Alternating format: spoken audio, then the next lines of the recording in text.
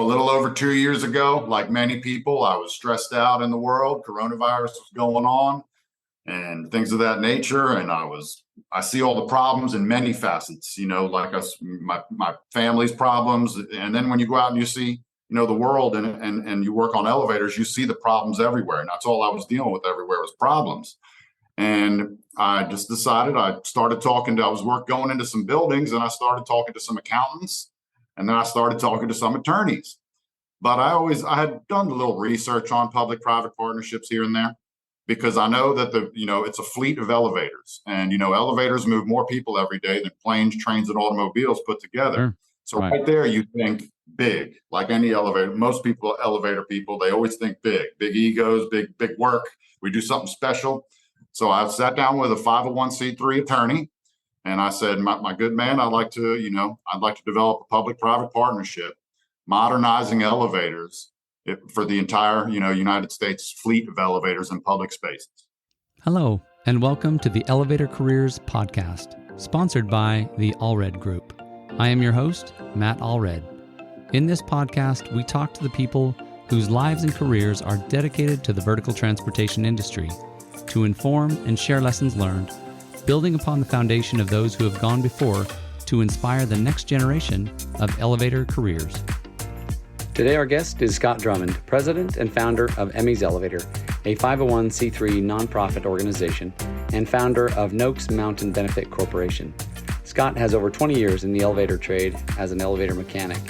He has seen the disparity of dilapidated elevators throughout the country and has decided to tackle this problem head on. By creating a public-private partnership, Scott has the vision and vehicle to bring about modernizing elevator infrastructure in public facilities throughout America.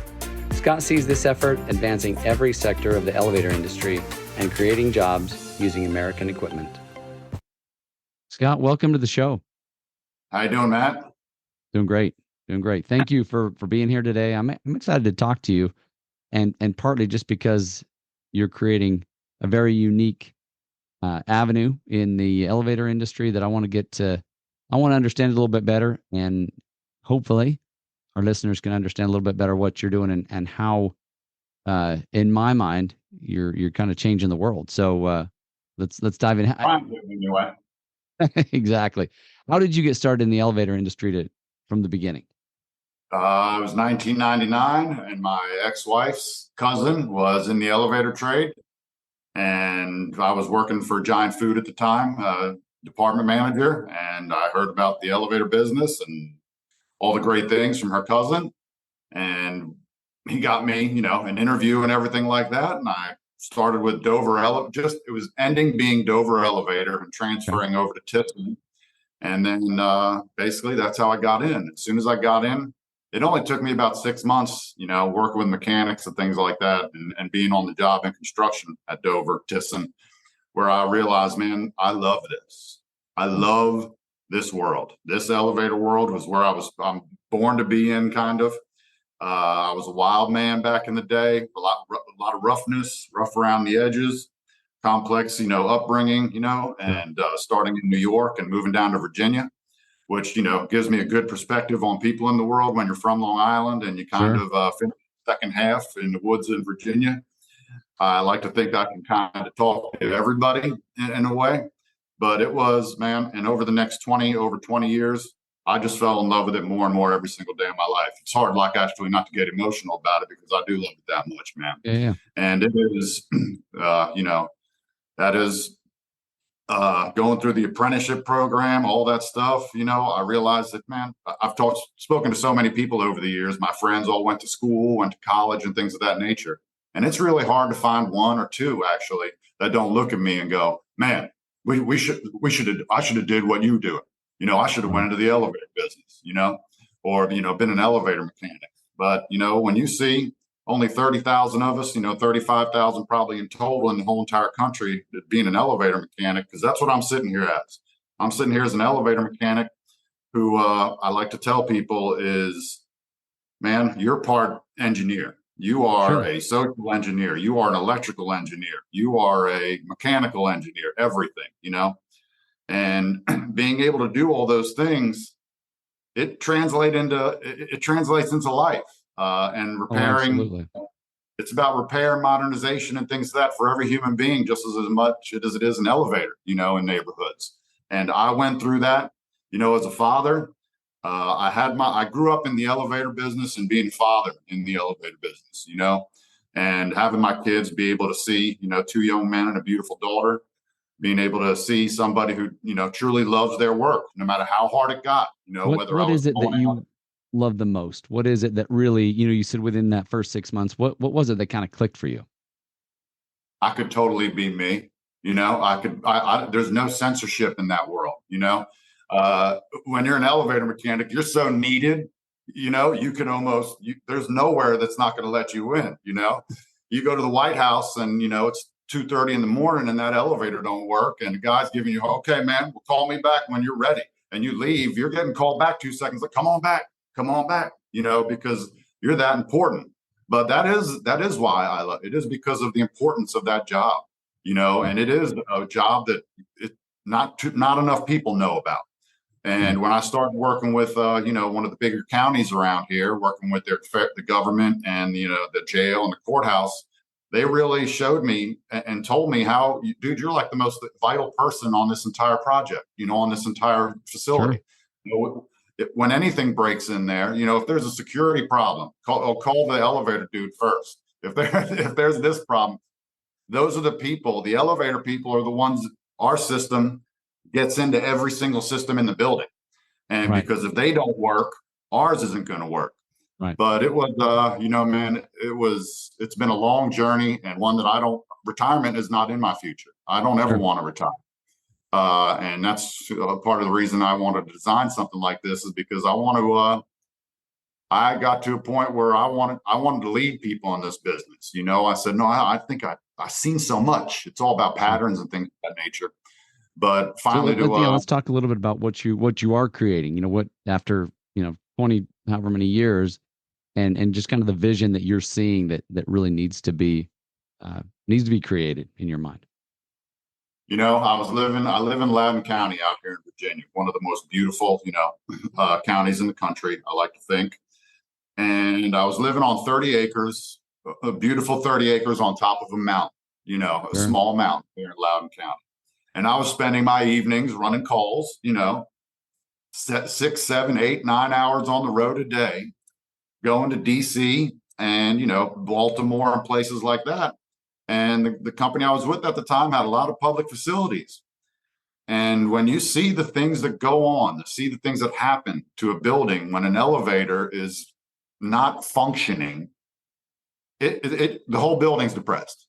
I mean, you go from where a piece of machinery, it's like I mentioned, it's like your front door is locked and you got to wait for an overworked elevator guy or gal or whoever to come in and, either get there from, like I said, you're traveling 100, 200 miles, in a day in a trip sometimes to fix elevators. It's even more so out west.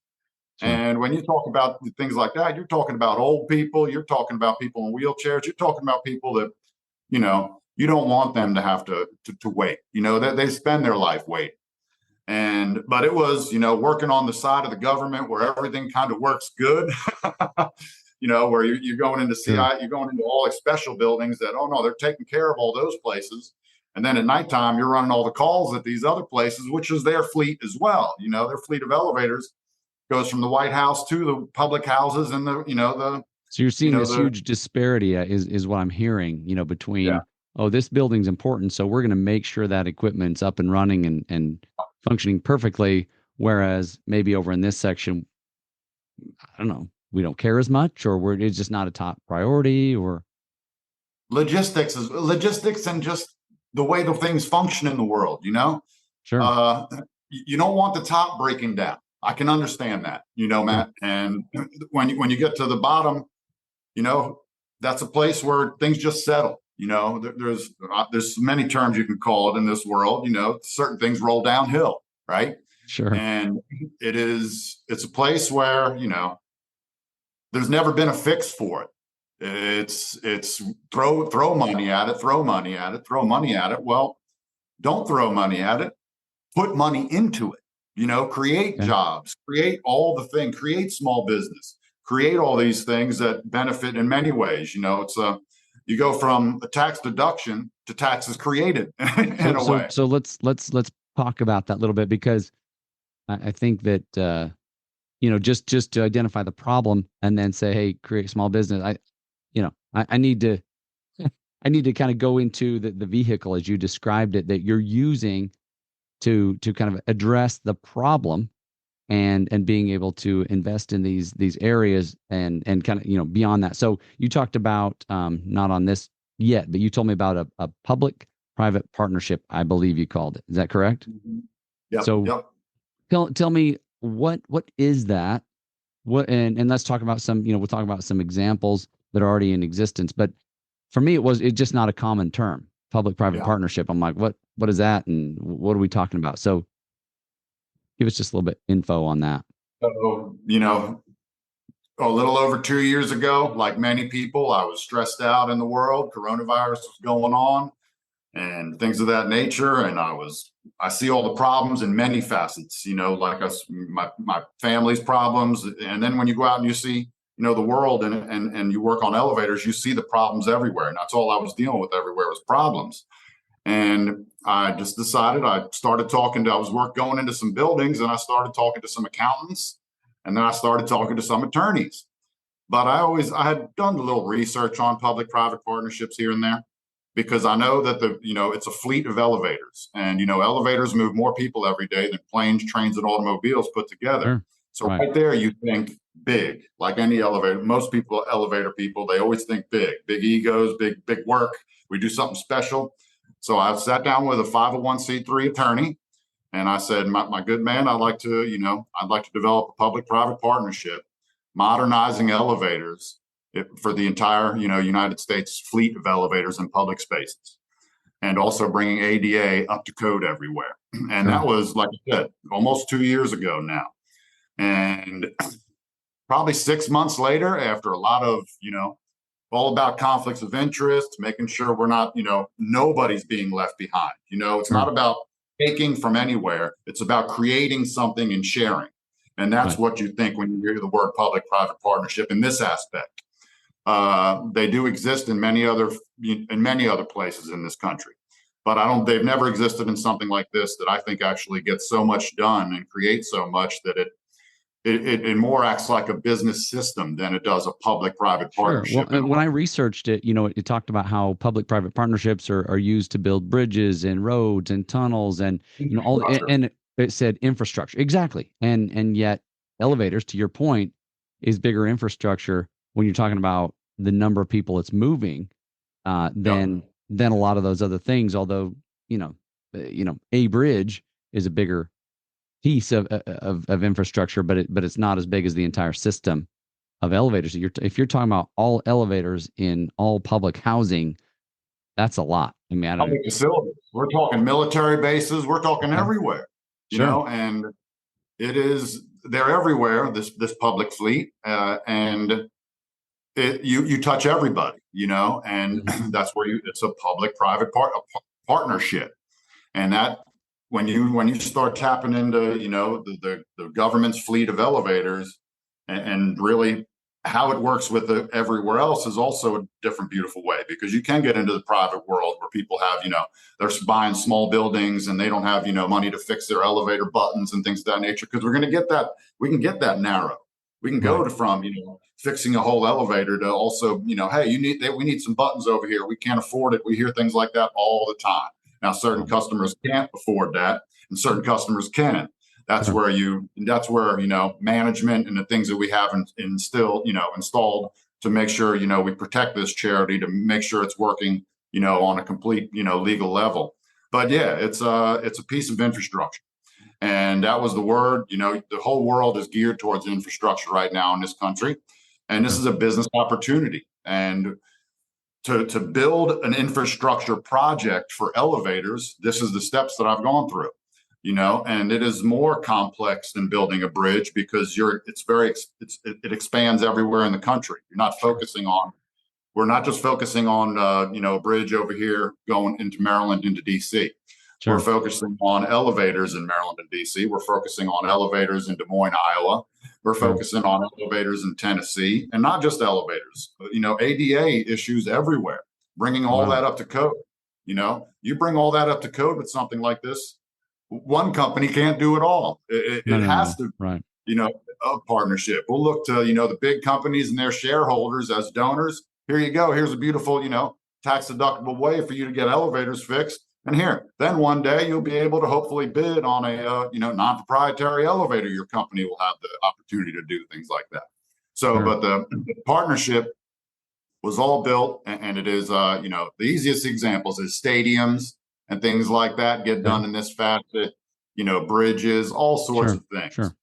But I'm very proud of how I put this together, because I do know all the downsides to a lot of these public-private partnerships.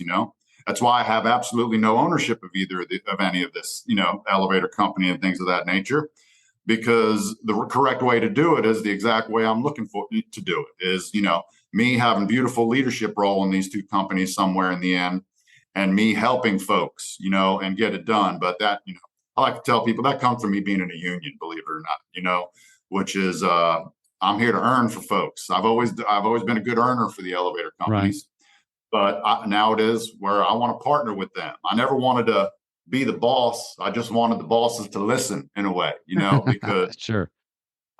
It is, if you can get this type of thing from me as an elevator mechanic, to develop something like a public-private partnership. Can you imagine the guys that are walking around, and the girls and whoever that are walking around in our business today, that if you just give them a little boost, this is about fixing this country, and Right.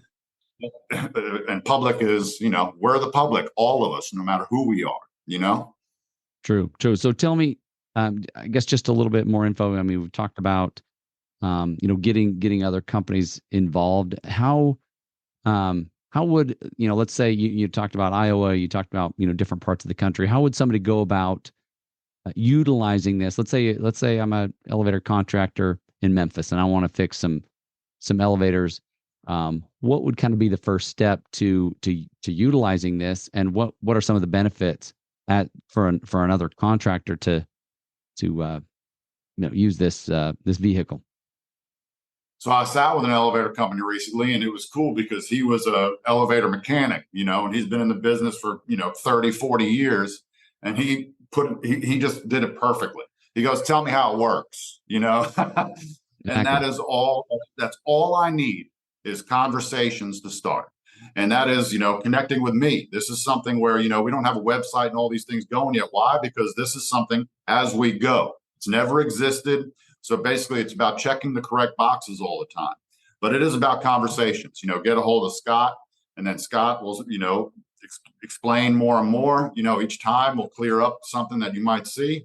But it's about, it's donations benefit. You know how donations work. Sure. For a nonprofit organization, like any labor organization, their donations are 100% tax deductible. And you go down the line of everybody gets a tax deduction. There's the first benefit. And, the whole world is looking for things like that. Sure. In any business, basically. And then you get to partnerships where that's where you can really get a lot of the elevators started fixed everywhere in the world. But then you can, the investment in an elevator company like we've started is the opportunities are almost astronomical with what could happen with an elevator company like this. And with it, being totally partnered with the charitable side of it, because it's an elevator company it is a full-blown for-profit elevator company. And that is a game-changing thing in our industry, that connection. Sure. It is something that it's not something that's built to take from anywhere. It's built to create something, like I said before, and share that. But it is just get a hold of me through LinkedIn or, Instagram is where I've been working at, trying to. I have the legwork I've put in for this. I've worked with economic development for the last 2 years with some of their small women and minority business stuff. We've also been recently asked to be on the Chamber of Commerce out here in Loudoun County, which are, just more boxes being checked. I've sat with so many, like I said, attorneys, accountants, and we're talking specific attorneys, not just one or two. We're talking over a dozen attorneys have vetted through all this. And that's what I'll say to any business owner is, I've done all the legwork. Now just open that door and let's have that conversation and keep on going. And It is fully ready to be donated to tomorrow. Our nonprofit has full tax exempt status, and that was key to this, and that took almost 11 months, 12 months for that approval to come through. Right. So it wasn't something that wasn't vetted by the government and things of that nature. The IRS, they made sure that this would work with them, and that's because we made sure it would work with them before we even sent it in.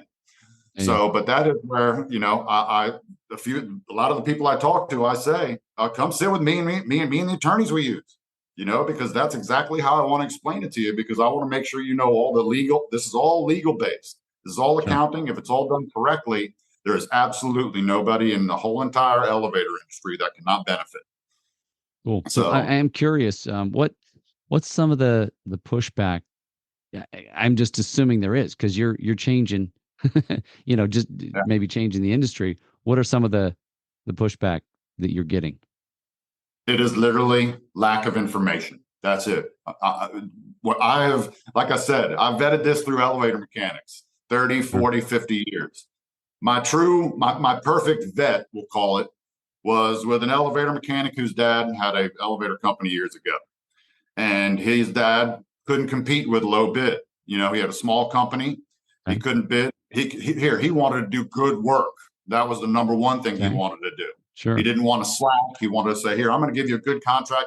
You're going to see all these things happen. And when I brought this idea to him, now I was approaching this, we're going, oh man, this is my toughest sell, to this person right here, because I know his knowledge base.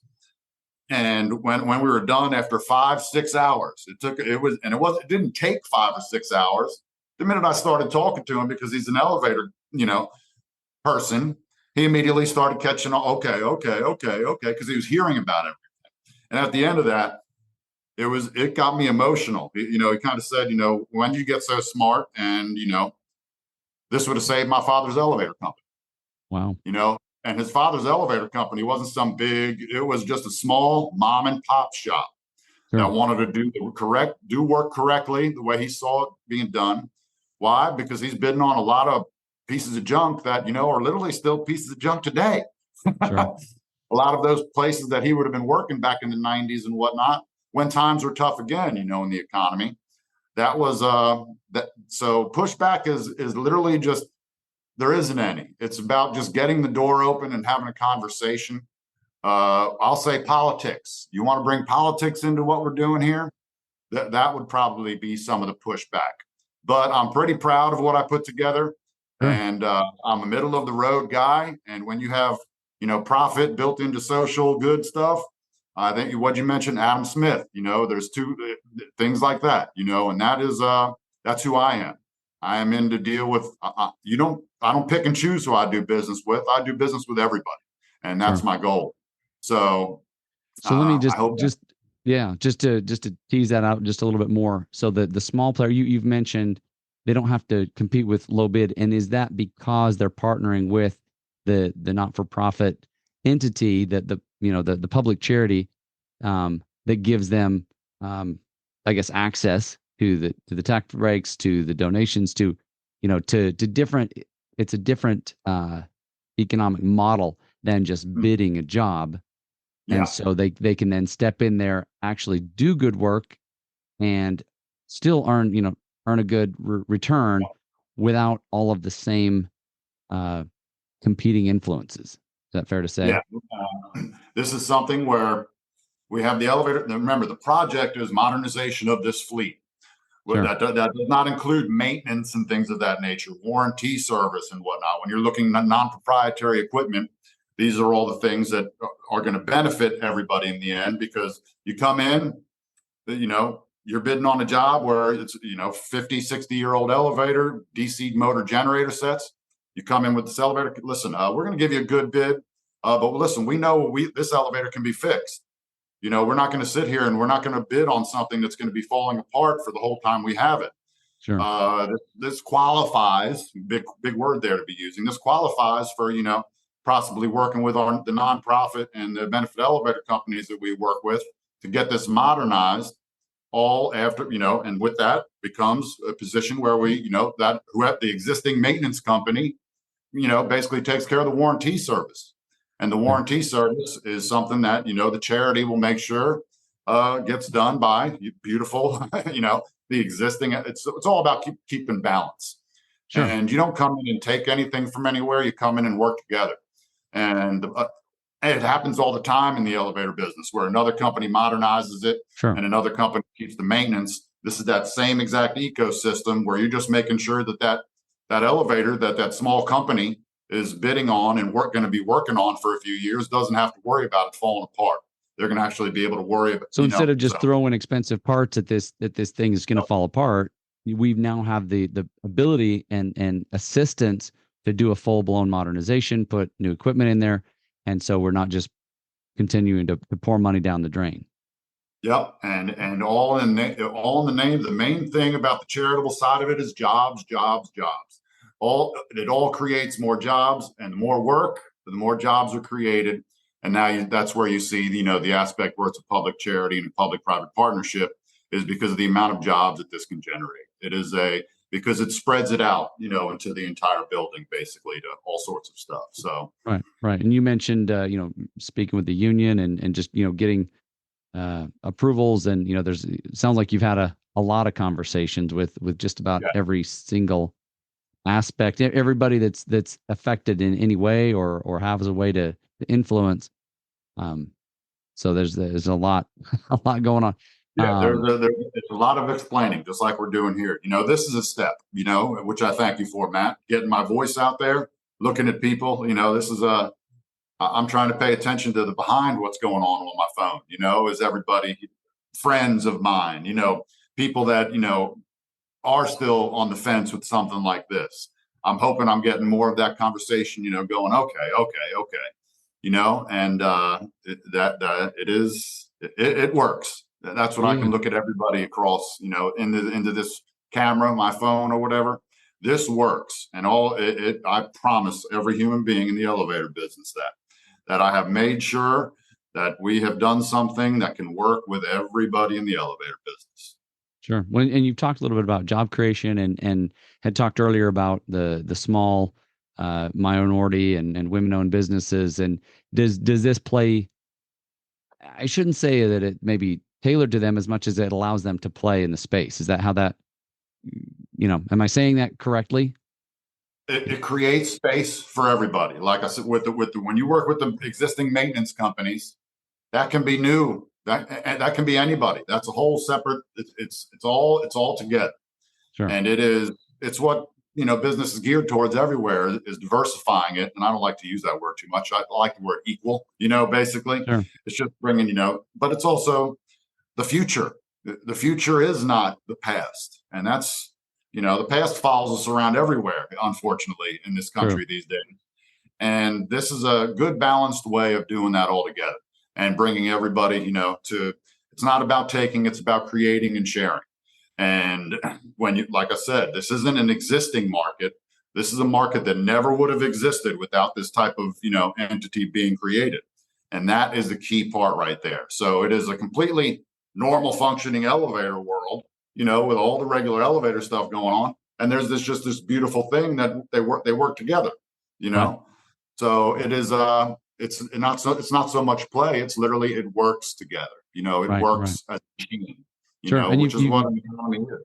Yeah. You've talked about, kind of the two aspects. There's the Noakes Mountain elevator, which is, the full blown elevator company. You've named the nonprofit after your granddaughter. Is that correct? Yes, I did. Mm-hmm. And so that's Emmy's elevator, I think you call it. Tell me a little bit about Emmy. So what can get somebody prepared for doing this and doing this hard task that I have of getting this, started and out there was in the middle of the coronavirus. First off, I had my best friend die about 3.5 years ago. Right after my best friend passed away, I was told I was going to be a grandfather. And that, for a 44, 45-year-old guy, that's something. I got some decisions in life here almost, it seems like, And Emmy was born and she had a rough first year. She ended up in the hospital. My son and Emmy's mother watched her go through some things where, to put it lightly, they probably watched her almost leave this earth almost a half a dozen to a dozen times that first year of her life. And it was through fighting and great parenting and maturity that, that I learned from them. So basically they ended up spending 2 months, almost 2 months in a hospital with her during the height of the coronavirus as young people, 20 years old, Sure. where they had no idea what was wrong with her. And it wasn't through some final genetic testing and a few surgeries that basically got her, geared towards recovery. She spent 2 years spent a year or two eating with a G tube on the side of her port on the side of her stomach. Now that is all, she doesn't use that at all anymore. But it was just a problem. It was somebody who was broken, who nobody knew what was going on. They couldn't fix it. I look at machines and people as the same exact thing. I'm sitting out in the parking lot of these hospitals because I couldn't go inside because it's coronavirus and things like that. So I just watched my son and all my children, my other son and my other daughter. They taught me how to be tough. What young people have gone through in this country over the last 5 years is unprecedented. I don't care what adults really have to say about it, but when they can come through it the way they did, it is special. But that I couldn't do anything for my son or except support. I couldn't tell him to ask the doctor this because they're asking doctors. There are no doctors for this. Basically, there's very few, if there is so any. It's just a rare condition that they didn't even know what it was. She's one of 600 children in the world. Basically, it's congenital myasthenia syndrome with rhapsody, a genetic default in that. CMS is a larger scale, problem, but hers with the rhapsody is very acute, is probably the right word to use. And this is where I'm holding my emotions back talking about it, because it does get me a little fired up, because I do. My goal in the end is to troubleshoot, which is what elevator people are the best skill that they have is troubleshooting. Sure. It is. It's what I want to do is help troubleshoot her future, because her future is a little wide open. And along with, fixing elevators throughout the country and things of that nature, that's a problem that I know how to fix. It is working with the local hospital, hopefully Johns Hopkins Hospital and University, to start studying what's wrong with her more. It is this is the path and avenue to do that. When you have diseases and things of that nature that people don't understand, it's the nonprofit world, and usually people with a lot more money than I have, getting that type of stuff done. So, but it was all just watching my kids, my son and whatnot, go through that experience, and me just trying to look at every single way I could help everybody I see having a rough time in this world. Because I know as an elevator guy, man, I was not living it up, but I was okay through all of this, man. We were needed. We never stopped working. We were essential. All these things were so important to the world. I want to now show that to basically everybody how important the elevator mechanic and the elevator business folks can be, because it is a very special business. But it's all geared towards, for me, it is to help my granddaughter and my son.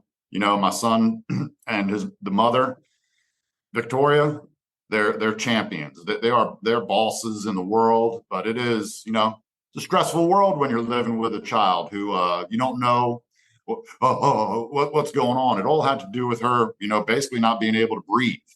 And when you go through things of that nature, it can take your breath away all the time. Every time there's a cough or there's where, or the baby wants to do the certain things that she wants to do, to clear her throat, things like that were complex for her. And it's all related to basically it's a slow development of the electrical signals from the brain to all the muscles in the body. And sometimes it fixes itself over the years. Sometimes it persists. Right now, she looks like she's, doing very well. She's your normal, regular old little girl in a lot of facets. When she gets sick, it kicks her ass. Sorry about the language, but it kicks her ass more than most kids, just the regular cold and stuff like that. But she's amazing. And I watched, like I said, I watched all of my kids go through everything. So that really, I don't even have the word fear in my mind anymore. It's not an emotion that I deal with. Forward would be a word that I replaced for fear. Yeah, no, it's beautiful that you've dedicated this work to her, and it sounds like through the nonprofit that there are ways to maybe get more research or get more benefit going towards her condition. Mm-hmm. Yep, that's exactly what it's geared for. Well, I was going to say, let's talk a little bit about what's your vision. You fast forward 5, 10 years, what do you most want to accomplish?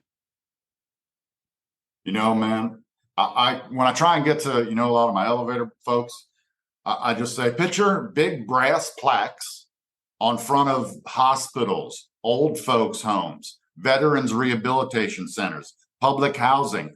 Picture big bronze plaques of everybody that donated and everybody that took place uplifting that entire facility when it comes to, the elevator aspect of it. But it's also, seeing elevators talked about everywhere, seeing it go, people saying, no, look at what an elevator business did with America, did with, inner cities, did with, small towns and other places where you've got VAs out in the middle of West Virginia that have been struggling to get elevators modernized for 50 years. The reach of this, when I get to see, 10 years down the road, I want to see how far it reached. It's not meant to go anywhere specifically. It's meant to go everywhere and hit everybody. And, I'd like to see the elevator business explode. I want to see new companies. I want to see, big companies now use smaller companies as subs everywhere. This is only something that, adds to that system in a way. And it is, for me, it's, if I'm working, if I'm still dirty, I'd love to still, I want to just be a guy turning wrenches in this, who just happens to be like the brain that everybody taps into, out in the field, which, all elevator companies have those types of people working for them, Sure. But a lot of the brains in this business, especially in the past, have come from the bottom, come from the field and things of that nature. I'll tell, a lot of the elevator business, big companies, mostly, they've got a lot of young people, in management and in supervisory roles and things of that nature, that while you don't need to know how an elevator works, it will make your job much easier if you start listening to those folks out in the field. So it's everything, man. I'd like to see just an ecosystem and a business system that has everybody functioning together. Competition is not something that has, at the end of a game, you do the handshake line, we're raised that way. And, in the business game, it can be the same exact thing, oh man, high five, you got this contract, or blah, blah, blah, blah, blah, this and that. That's why, in the end, the nonprofit and benefit portion of the company won't be something that exists forever. It's built to, do a task, which is modernize this fleet. And then after that, it becomes a regular old, business in America, corporation, and things of that nature. So that is it. And, man, I'd really like to have a doctor that my kids could talk to every day that's covered by, their insurance, that my son can talk to about my granddaughter. And that is, for me, that's a simple thing. I get to create a doctor. That's what I want to do. I want to create a professional or somebody of that nature, that I want to blow that person up with all the knowledge and what I can get them for, CMS and RAPS and with my granddaughter that I can do. So it's, but the easy thing is, man, those bronze plaques, you see them in hospitals and whatnot everywhere. You see big giant walls. Now you get to see something like that where the elevator industry leads that, Right. And I mean it. It is the elevator industry can say no, because of what's fixing this elevator and working with these elevators in a charitable aspect with the government and all these partnerships. By those savings on an elevator, it gets spread to the rest of the building. The savings on that can be put into tenant floors, can be put into, safety systems, everything like that, and uplifting the whole entire building, Absolutely. Well, and the people inside it, right? Like you talked earlier, right? If I'm needing that elevator, well, this is affecting my life. I'm having to wait and just feel the pain of that. Your ice cream's melting in the baby carriage is what I like to tell people when elevators are broken. And most people in suburbia and places like that have no idea. They know what that is. It's a pain in the butt getting from the grocery store back to the house. Imagine if you got to go from the grocery store back to the house and there's an elevator in between. You can have all sorts of problems in the world. It boils down to, a statement I like to say to people, and this is, geared towards a lot of folks. You always hear the term, a rising tide raises all ships. But an elevator person will tell you, it has the possibility of drowning everybody on the shore. And with something like an elevator infrastructure project, elevators can lift indiscriminately. And that is, it's a beautiful way to cover, kind of what we're doing on a large scale. because there's a social aspect and there's a business aspect of what we're doing. And normally those two things are separated, you know. Sure. If you bring them together, that is how you want to do it, because that comes in and adds something to an industry or things of that nature. So it is many, many different, branches of this tree, but it is a tree that can work anywhere and grow anywhere. Yeah, that's good. So as we're getting close to our time here, I have a couple questions for you. One is what are the most valuable things you've learned over your career or maybe in the last few years that you'd want to share with our listeners? Working with people, everybody's dealing in the world now, it kind of seems like, dealing with change. Sure. Our technology has us changing as people hourly almost, Sure. our leadership and our government is doing things totally different than they ever have. I'm a person that I like to think that I love being able to talk to everybody. I have learned in my life that you could sit across from me and hate my guts. It is not going to change my view of you. You can sit across from me and love me to death. It is not going to change my view of you. I will leave the table caring about and hoping, I have a relationship with those folks regardless of how they feel about me. Because, when you go through my life, Labor Day, I celebrated 10 years sobriety and things like that. Those are the things that I'm proud of, but I'm also not so much proud of it. It's just something that I did in a way, but it is what I want to be doing in this world. Is I'm not trying to bring everybody together.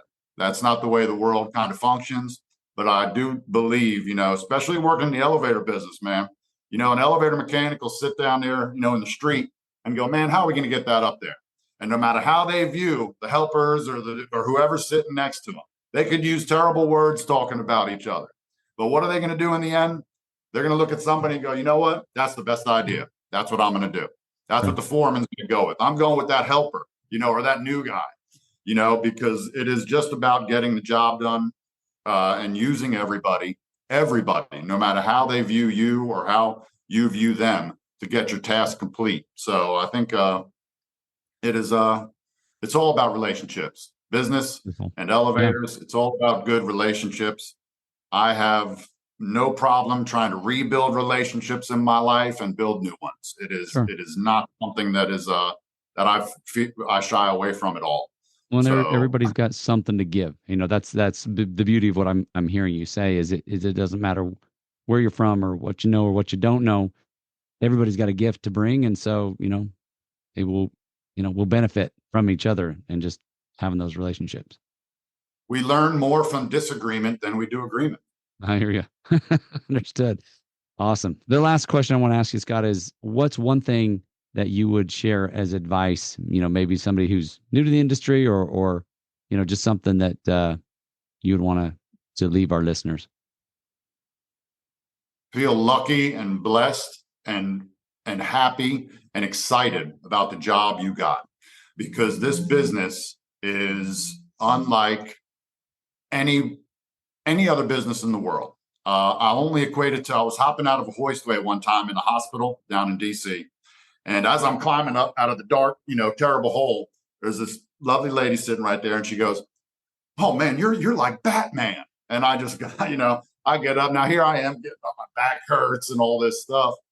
And that was one of those moments where it was just like, man, I can be a kid my whole life. This is the type of industry that it will keep you young. It's so like this. Sure. Get in it, love it, and be excited about it all the time, because it will teach you things and help you grow as a person because of how vast it is, and every single person that you can touch, fixing just when you're bringing somebody up a floor, when you're helping somebody out get to another level, you're helping people, keeping an equal playing field in a way. Absolutely. And that is, let the world sort itself out away from the elevator business. That's the way I like to look at it, and just focus on our job and enjoy it, because it's been hard on me the last 2 years, but it is totally worth it, because I look at the joy that I could possibly have down the road, and sitting, breakfast table with elevator folks is one of the most unique, beautiful places in the world. And I look forward to, doing that for the rest of my life. Awesome. Thank you, Scott. Appreciate you being on with me today. All right, man. I appreciate the opportunity for this very much. You bet. Good luck to you as you continue to build the partnership and modernize the world. I'm trying. This is a good step, man. I appreciate it. Truly. Thank you. Thank you for listening to the Elevator Careers Podcast, sponsored by the Allred Group, a leader in elevator industry recruiting. You can check us out online at elevatorcareers.net. Please subscribe, and until next time, stay safe.